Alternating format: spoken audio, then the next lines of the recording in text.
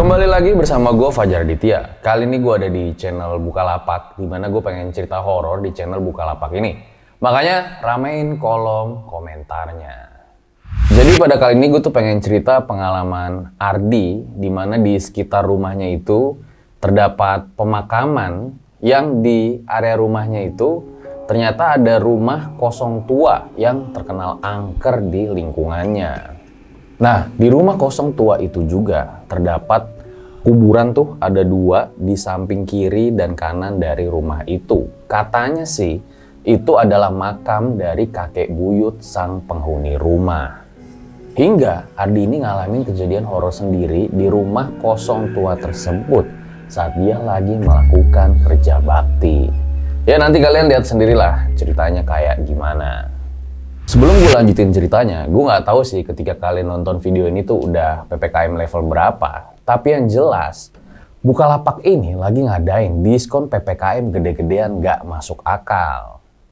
Mulai dari produk-produk kebutuhan sehari-hari selama pandemi gini, bahkan bisa tembus harga Rp1 aja.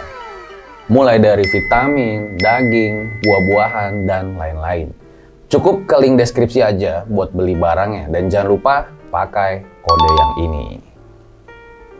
Terus jangan lupa supaya selalu subscribe channel Bukalapak ini biar jadi 1 juta subscriber. Sama ada lagi nih, selain diskon PPKM masih ada diskon pilihan jagoan di Bukalapak yang pastinya no ongkir 100.000 kali. Jadi buruan deh kamu sikat barang-barang yang sesuai kebutuhan kalian karena semuanya tuh ada di Bukalapak. Produknya lengkap, murah, dan pastinya original. Pastinya semua tuh dapat kamu beli karena yang tadi gue bilang promo no ongkir 100.000 kali juga masih ada. Jadi pas kan kalian beli barangnya dan nggak ada ongkir dalam pengirimannya, iya nggak? Nah itu dia tadi promo-promo yang ada di Bukalapak, jadi langsung aja kita masuk ke ceritanya. Berikut adalah ceritanya.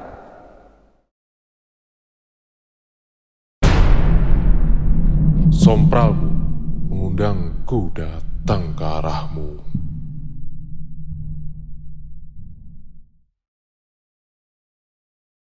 Ini adalah sebuah kisah yang dialami oleh Ardi di tahun 2008. Pada saat itu, Ardi sama 4 orang teman lainnya tuh lagi nongkrong. Ya biasalah, kegiatan remaja. 4 orang itu ada Mulyadi, Jajang, Emul, dan juga Buluk. Nah, buat yang terakhir ini, si Buluk, emang dia tuh terkenal sompral orangnya. Makanya nggak jarang juga tuh teman-temannya itu banyak yang musuhin si Buluk ini. Karena emang tingkah lakunya yang nyebelin. Kala itu sekitar jam 4 sore mereka tuh kayak lagi ngumpul-ngumpul ya. Ngopi-ngopi di warung sekitar area pemakaman. Karena emang ya rumah mereka tuh dekat dengan area pemakaman tersebut. Nah yang namanya nongkrong pasti ada aja tuh ulah-ulah yang aneh. Terutama si Buluk ini. Yang dari tadi nggak ada habis-habisnya tuh godain cewek-cewek yang lagi beli di warung tersebut. Shh, cewek, mau beli apa? Hush, apaan sih lu? Ngegodain cewek mulu? Si Ardi ini sebenarnya tuh udah berulang kali ya nasehatin si Buluk. Tapi kayaknya nasihat dari Ardi ini cuma diabain gitu doang sama si Buluk. Waktu itu mereka berempat juga dimintain tolong tuh sama ibu penjaga warung buat buangin sampah ke tempat pembuangan sampah. Dimana tempat pembuangan sampah itu letaknya ada di jurang dekat sungai di sekitar area pemakaman. Yaudahlah akhirnya si Ardi sama yang lain tuh bikin kelompok supaya bisa ngebantu ibu penjaga warung. Dimana kelompok atau tim ini tujuannya ya untuk bergotong royong mengangkut sampah ke tempat pembuangan. Dan satu kelompoknya itu terdiri dari Ardi dan Buluk, di mana mulai itu mereka mengangkut sampah melewati area pemakaman. Anjir lah, di sekitar rumah kosong itu auranya serem banget dah. Dengar-dengar katanya rumah ini dulu milik juragan tanah yang sudah puluhan tahun kosong gak terawat. Apalagi di sampingnya itu ada makam yang bikin suasana jadi makin serem. Santai aja lah. Lagian kalau ada setan, tinggal diajak sekalian makan di warung. Dibilangin ya anak. Emang sih rumah kosong ini tuh cukup besar ya, tapi kelihatan tua dan juga banyak yang bilang kalau rumah ini angker. Bisa jadi karena udah 10 tahun ya rumah ini tuh nggak dihuni, ditinggal begitu aja. Semenjak penghuni rumah ini meninggal. Entah kenapa anaknya tuh kayak nggak mau ngurus dari rumah tersebut. Sayang juga ya, padahal banyak loh yang pengen beli rumah tapi masih belum bisa. Suasana angker juga makin terasa ya karena ada kuburan tua juga tuh di sekeliling rumah kosong tua tersebut. Ya udahlah, tapi itu dihirauin aja. Si Ardi sama Buluk udah bolak-balik tuh ke tempat pembuangan sampah, ke warung, hingga akhirnya mereka juga berganti tim. Ya intinya biar kerjaan cepet selesai aja pada saat itu. Sekarang si Buluk ini udah sama Mulyadi nih di satu tim. Hingga akhirnya mereka mengangkut sampah sambil bicara yang ngelantur. Setan di rumah kayak gini kok betah sih? Tinggal tuh di rumah yang bagusan gitu loh. PA lu dah. Gak lama dari obrolan sompral itu, tiba-tiba aja kedengeran ada suara keras banget dari dalam rumah kosong tua tersebut. Kayak suara gebrakan yang sangat keras. Si Buluk bukannya takut ya denger ada suara keras kayak gitu, dia malah nantangin setannya. Woi setan, keluar aja lu semua, emangnya gue takut? Hingga gak lama ada sebuah kejadian ngeri yang menimpa mereka semua. Jadi ada sebuah genteng yang terlempar tuh dari rumah kosong tua tersebut. Yang mana gentengnya itu malah menimpa kepala si Ardi ya yang ada di belakang Buluk. Dan seketika Ardi pun pingsan dengan luka yang ada di jidatnya. Di, lu gak apa-apa Di? Ardi pingsan. Mulyadi, Buluk coba tuh membangunkan Ardi sambil bingung dan juga bengong. Siapa sebenarnya yang melempar genteng tersebut? Karena mereka juga merinding pada saat itu. Mereka pun langsung bergegas membawa Ardi untuk pulang agar bisa diobati.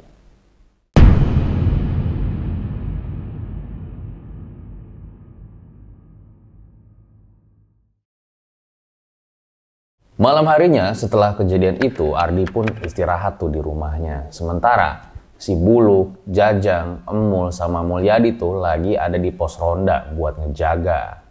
Nah, pos ronda itu ternyata letaknya juga ada di dekat makam ya, karena emang rumah mereka kan ada di sekitar area pemakaman. Tapi ya malam itu semua normal-normal aja. Mereka pun ngobrol-ngobrol ya, walaupun mereka juga nggak mengungkit tuh kasus Ardi dan genteng tadi siang.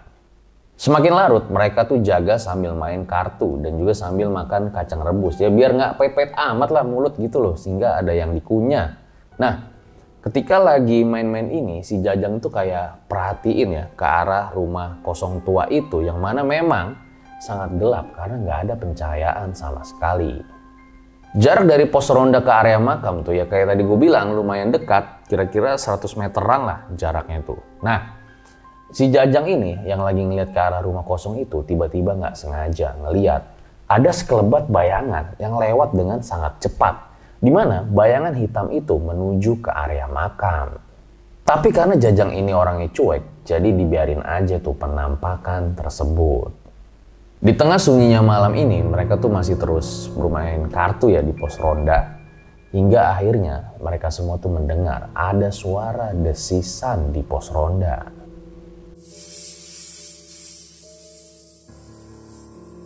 Apaan tuh? Woi, keluar kalau berani. Si Buluk kayaknya nggak ada kapok-kapoknya tuh. Dia kayaknya lupa sama kejadian Ardi tadi. Langsung dijitak kepalanya sama Mulyadi. Emang bener-bener kelewatan nih bocah, kata Mulyadi. Entah karena mendengar tantangan dari Buluk atau gimana, tapi yang jelas suara dari desisan ini makin lama makin besar. Hingga akhirnya membuat mereka berempat ini jadi saling tatap-tatapan. Sekitar 15 menit, suara desisan itu pun hilang. Hingga akhirnya mereka tidur-tiduran di pos tersebut. Dan baru kebangun tuh menjelang subuh tiba. Roti-roti, roti tawar, roti isi, roti-roti. Saat itu ada bapak-bapak tukang roti yang berkeliling. Sebut aja namanya Pak Rohmat. Pak Rohmat mendorong gerobak melewati pos ronda dan lanjut ke arah rumah kosong.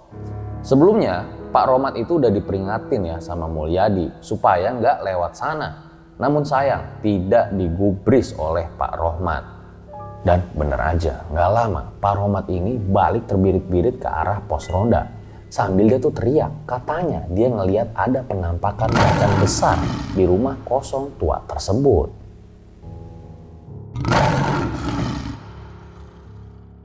Saking takutnya, gerobaknya pun ditinggalin dong sama dia. Dan setelahnya, Pak Rohmat ini minta tolong sama orang yang lagi jaga, Mulyadi dan lain-lain, supaya nemenin dia bisa ngambil gerobaknya yang ada di rumah tua kosong tersebut.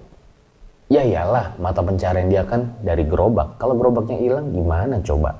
Ya udah deh, Mulyadi sama yang lain tuh mungkin iba kali ya. Akhirnya mereka pun memberanikan diri tuh membantu Pak Rohmat untuk mengambil gerobaknya. Jalanlah tuh mereka ke rumah kosong tua tersebut. Hingga akhirnya ternyata gerobaknya udah hilang. Gak ada sama sekali. Pak Rohmat pun bingung. Loh, di mana gerobak saya? Semuanya tuh merinding tuh satu sama lain dan juga saling tatap-tatapan. Ya bingung dong, kemana coba gerobak Pak Rohmat? Hingga akhirnya Pak Rohmat tuh meminta tolong ya sama yang lain supaya kali aja nih ada di dalam rumah kosong tua tersebut gerobaknya. Mereka pun terdiam tuh sejenak. Bantuin nggak ya? Bantuin nggak ya? Ya udahlah, karena emang kasihan nih sama Pak Rohmat ya. Karena itu kan mata pencariannya, mau nggak mau mereka pun masuk ke dalam rumah kosong tua tersebut.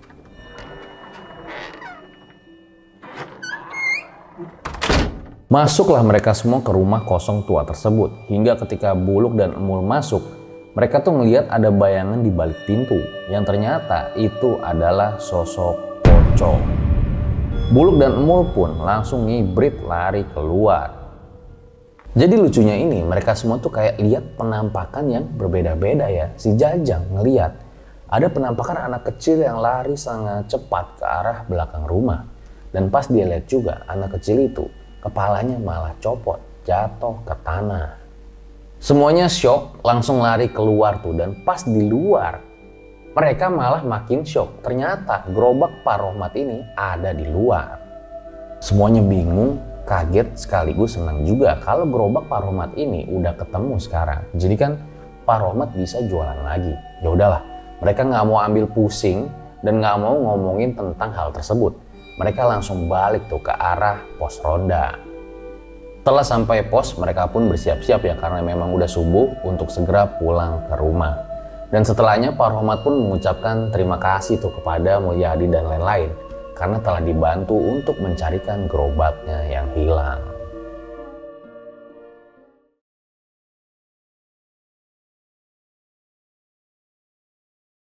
Gimana kabar Ardi? Pasti kalian pada penasaran. Jadi setelah si Ardi ini terkena lemparan genteng itu ya, Ardi ini sakit dan akhirnya dia tuh ke dokter. Tapi ya nggak terdeteksi apa-apa selain luka di benturan di jidatnya. Tapi masalahnya Ardi ini tuh badannya suka panas tinggi dan kadang suka mengigau, meracau hal-hal yang tidak jelas. Orang tua dan juga kakaknya nih si Mulyadi bingung dong. Kok Ardi ini nggak sembuh-sembuh gitu loh, hingga akhirnya si Ardi ini dibawa ke seorang kiai yang ada di desanya. Di rumah Pak Kiai, Ardi itu disuruh minum air yang disediakan sama beliau. Nah, setelahnya baru ketahuan tuh. Ternyata Ardi ini ketempelan sama sosok penunggu hantu rumah kosong tua itu. Sosok tersebut adalah genderuwo yang sudah berumur ratusan tahun. Waktu sudah ketahuan, Ardi pun langsung diruqyah oleh kiai tersebut. Keluar dari bocah ini. Tidak bisa. Mereka sudah menantangku. Memang apa maumu? Mereka telah berbuat seenaknya di tempatku. Pak Kiai terus-terusan tuh membaca-bacakan doa supaya ya sosok itu segera pergi menghilang dari tubuhnya si Ardi. Bahkan sempat terjadi adu mulut pada saat itu. Untungnya aja Pak Kiainya ini dapat menang. Setelah Ardi baikan, Ardi pun kembali tuh ke rumah dan setelah dari rumah Pak Kiai itu, Ardi pun mulai menunjukkan perkembangan yang positif, di mana makin hari itu dia semakin sehat kembali. Dan setelahnya mereka semua tuh kayak menyesali ya apa yang telah mereka perbuat, di mana mereka telah sompral di rumah kosong tua tersebut.